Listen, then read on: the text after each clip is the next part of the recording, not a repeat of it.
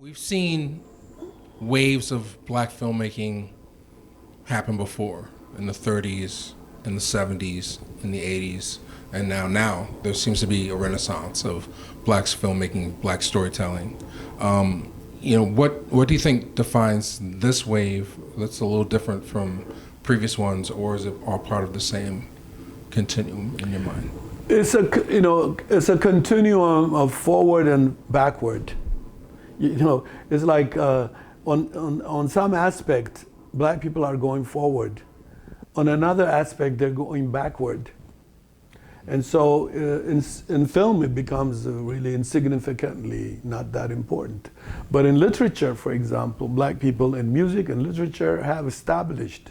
But the problem here now is now we're learning who owns the intellectual property of black imagination now is going to be a 21st century issue. Jazz is great, but who owns it? Blues is great, but who owns it? And then if this is not capital, no wonder I can't make my own movies. Who owns the capital? If black people have produced so much cultural wealth leave sport out, just in jazz and blues and gospel and American music that goes all over the world, how come they don't have a cent of that capital in order to extend and transform and transaction the future and the present imaginative process? How come they can't finance their own movie? Why are they still poor? If I even only owned Billie Holiday's music, I would make 20,000 movies. I'm sorry. So who owns the intellectual product of black people? Intellectual literature, even now, black publishers, for example, you talk about black arts, etc. The independent one published, financially they went out of business. There's only like 3 or 4 black publishers in literature. Third World Press, Red Sea Press, Black Classics. Right. Yeah. Who owns the writing and who reissues it? Why are most of the black intellectual products and books out of print?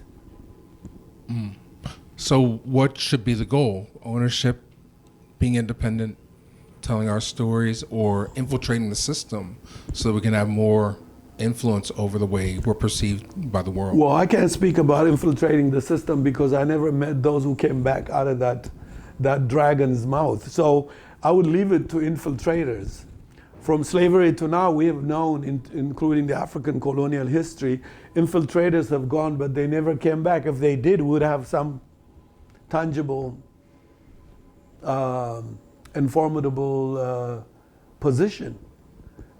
To me, but in terms of black popular culture, you do see people like Kevin Hart, Will Packer, they've had a lot of success. Tyler Perry has had a lot of success.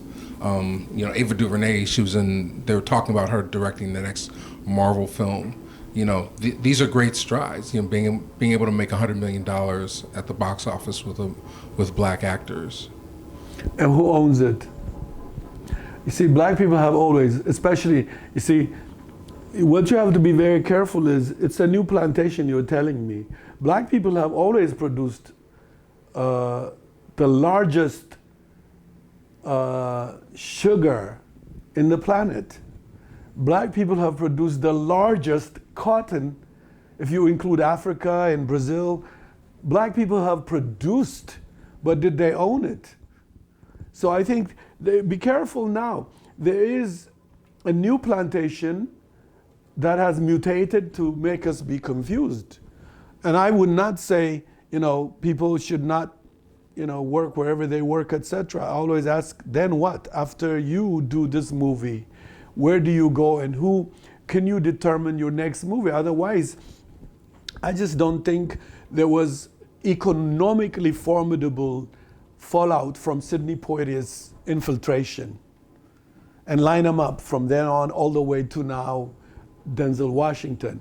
Infiltration is equal to what? See, black people are good in emotional claiming of everything, including that, Jesus was, black. Well, let's quantify these claims. As far as I'm concerned, I will shut up if you show me a quantification. And I would work for a black capitalist to make my next movie. I want a black capitalist who is not going to railroad me to the plantation system. And so that's, I think. The other thing is, you know, you were mentioning young people. I think they have to do, I'm just saying I could be proven wrong. And the young people have to prove me wrong if they could do that. But I would say it's very important for them to know, we've heard from Sydney and before Sydney,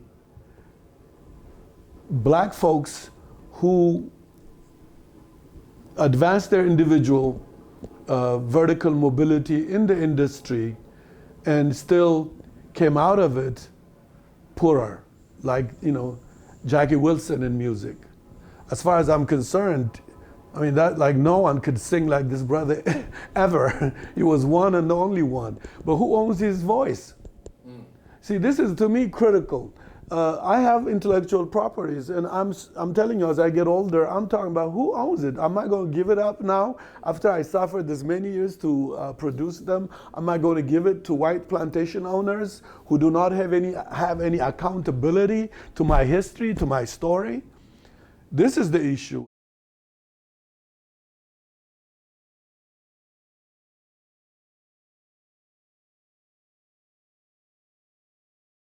Your tutelage. Yeah. You should write it abbreviation-wise. What's wrong with you? Yetutlij. You have it. That's right there. Yeah. And child of. Yetutlij. Child of is her creation.